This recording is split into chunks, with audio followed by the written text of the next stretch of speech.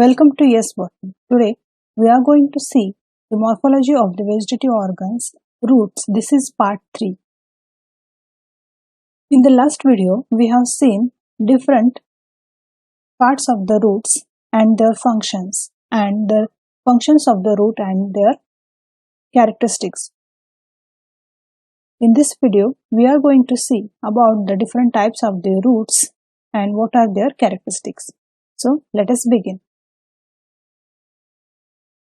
Types of the roots. On the basis of the origin, roots can be classified as the taproot and the adventitious root. So we will see one by one. First, that is the taproot system. What are the taproots? The taproots develops from the radicle of an embryo during the seed germination.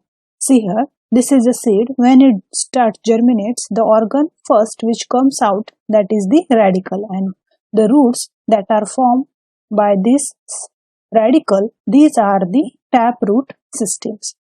So the taproot develops from the radicle of an embryo during the seed germination. Then second point is the primary roots and its side branches constitute the taproot system. So we have seen that the radicle, it gives rise to the taproot system, and the taproot system, it has different parts. Firstly, the main axis, it is called as the primary root, and its side branches are the secondary and the tertiary roots. So the primary root and its side branches constitute the taproot system. All the lateral branches are produced in acropetal succession.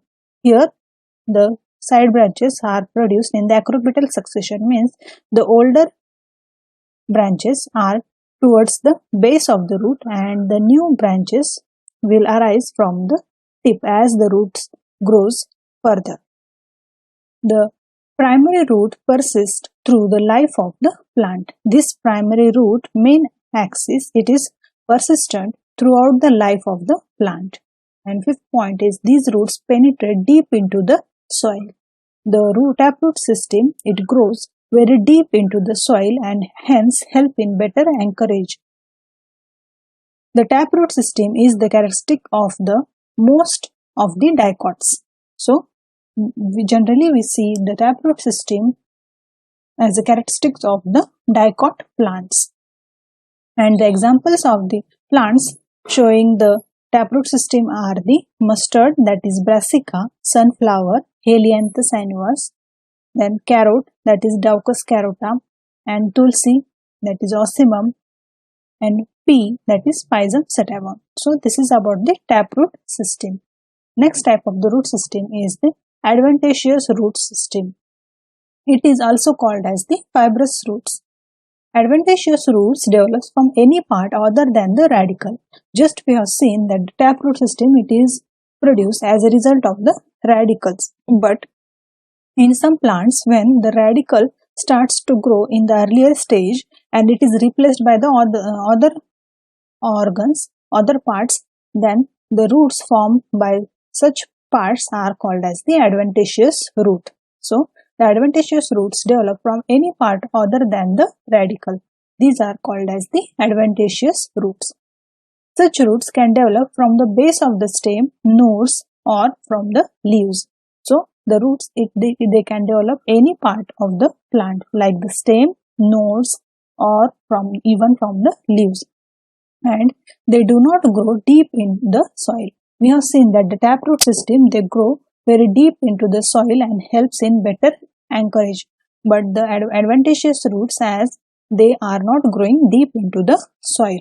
Then the primary root is short-lived and it is replaced by the adventitious root.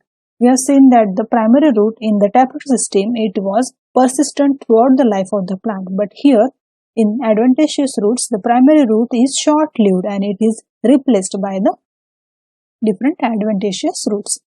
It may be underground or aerial, as the adventitious roots are arising from any part of the plant, like the stem, nodes, or the leaves, means it can be aerial also, means it is not restricted that the roots are always underground. Here the roots, it can be aerial also. See here, these are the still root which are growing from the lower nodes of the plants, and these are aerial, and it is giving, as the main root system is fibrous, it doesn't grow very deep. So these modifications, that is the stilt root, these are also the adventitious roots. It is growing from the stem and mostly the lower nodes. It is giving extra support. So this is aerial, and in this plant the nodes are giving rise to the roots, and these roots are helping in the anchorage of the plant as the main stem is very weak.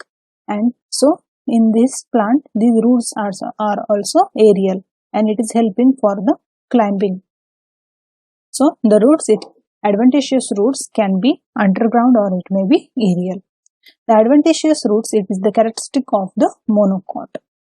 Examples of the plant showing the adventitious roots, mostly the monocots, these are the maize, wheat, onion, jowar and oats. So this is about the roots and its types. We have seen the taproot system and the adventitious root system and their different characteristics. In the upcoming video, we will discuss the different modifications shown by the root. Thank you.